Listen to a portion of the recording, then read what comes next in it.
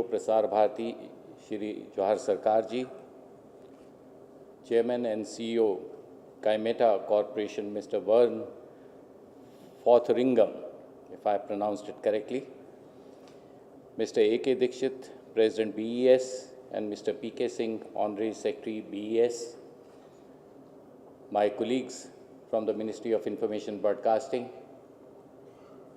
distinguished guests, ladies, gentlemen, and members from the media. At the outset, I would like to convey our heartiest greetings on this auspicious day.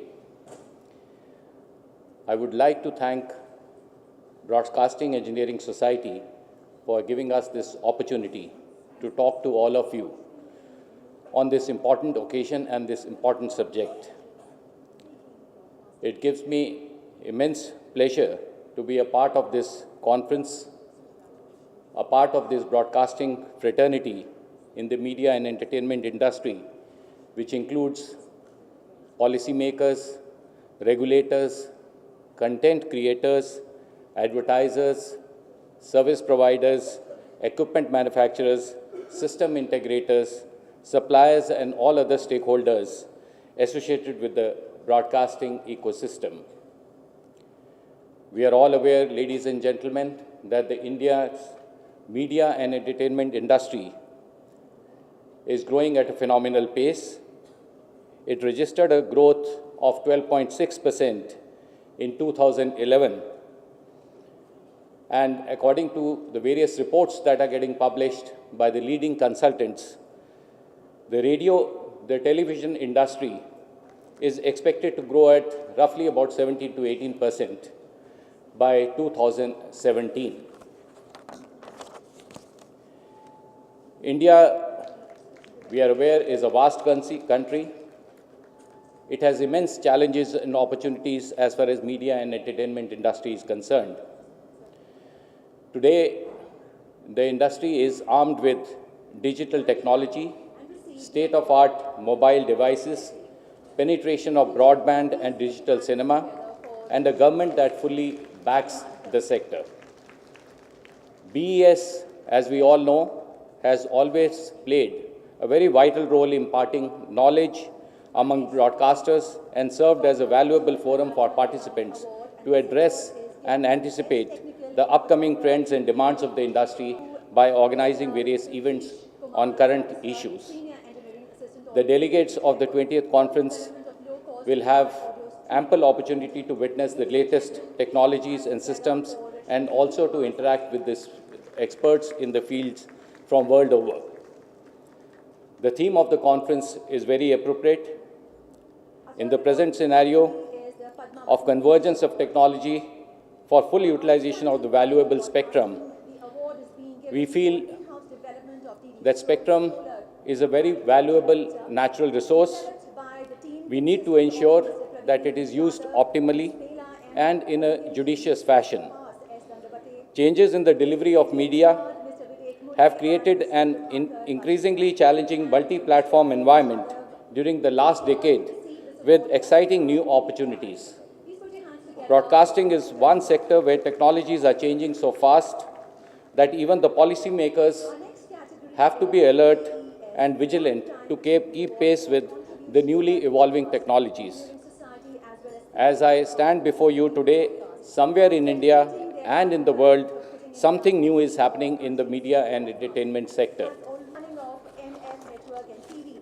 Changes happening in the broadcasting and communication technologies have resulted in removal of barriers in the field of communication.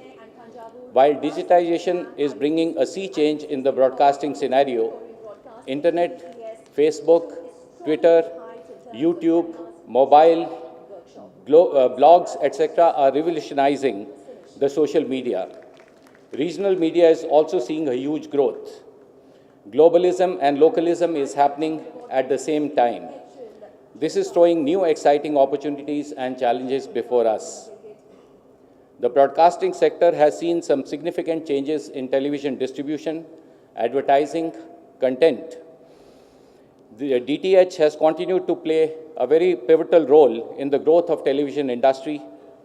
In addition to Doordarshan free dish service, There are 6 private DTH operators in the country, and as per available data, the DTH has progressed rapidly in India, taking the total number of DTH households to 52 million in 2013. Innovations in the technology, in set-top boxes and compression technologies have enabled the viewers to record, pause, and rewind the live television content, video on demand services, high-definition quality channels, and even access of television content on move from smartphones. The number of permitted TV channels in India has increased many-fold over the years. In the last 2 to 3 years itself, there has been an addition of roughly about 400 channels. We have so far granted permissions to about 800 TV channels, and applications are being received every day. Yesterday only, I had a look at the data which is available in the ministry and observed that there are almost about 200 applications which are pending for seeking permissions to enter into the sector. DTH is providing choice from about 400 channels, but in analog domain. Cable subscribers had access to about 70 to 80 channels only. Technical quality of the channels was also not good. There were complaints of underreporting of subscribers and concealment of taxes. The law was therefore changed in 2011, making it mandatory to offer television signals through a digital set-top box. Target of digitization is to be achieved in a phased manner by December 2014, and we are working sincerely towards that end. About 140 million set-top boxes are required to achieve total digitization. As you are aware that the first 2 phases of cable TV digitization have been successfully completed in 42 cities. Over 30 million set-top boxes have already been installed. This was a mammoth task which was completed by the ministry in a record time. This perhaps was the fastest and smoothest digitization exercise in the world. Government has made it mandatory for the DTH and digital cable service operators to make available all 24 Doordarshan TV channels to all subscribers. About 110 million set-top boxes are required to be installed in the remaining 2 phases. Indian industry has sufficient installed capacity to meet this demand. This is an excellent opportunity for the MSME sector and also for the employment generation, which our CEO was also referring to. Digitization would usher in a new era in broadcasting, and it would change the way the television is being watched in India. It would certainly put India in the league of advanced countries which are already harvesting the benefits of digitization. Digital cable TV would bring a host of benefits to all the stakeholders. The biggest gain of digitization is going to be transparency in the broadcasting sector, which will increase investments, including FDI, encourage cleaner and innovative business. We do appreciate that there are problems in undertaking the exercise of digitization. There are issues concerning the broadcasters and MSOs. There are issues concerning the MSOs and local cable operators. We are looking at all such matters, and I am sure an amicable solution would be arrived at very shortly. Government has already approved schemes for the digitization of terrestrial TV services being provided by Doordarshan and radio services by All India Radio. Digitization of these services would offer choice to viewers and listeners from multiple services and also access to value-added services. Television rating points has been one of the most contentious issues which has been cropping up from time to time. There has been discussions by our regulator with all the stakeholders in this regard. To tackle this issue, you may be aware that the Union Cabinet has recently approved the proposal initiated by the Ministry of Information Broadcasting by our Honorable Minister, Mr. Manish Tiwari, for bringing out a comprehensive regulatory framework in the form of guidelines for television rating agencies in India.